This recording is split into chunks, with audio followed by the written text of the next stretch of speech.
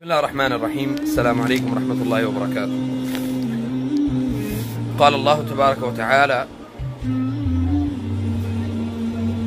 والذين ينفقون أموالهم رئاء الناس ولا يؤمنون بالله ولا باليوم الآخر ومن يكن الشيطان له قرينا فساء قرينا.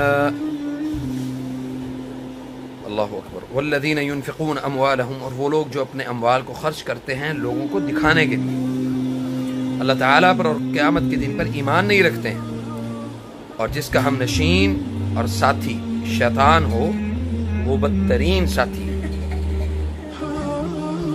فساء قرینا، اس کا بدترین ساتھی ہے.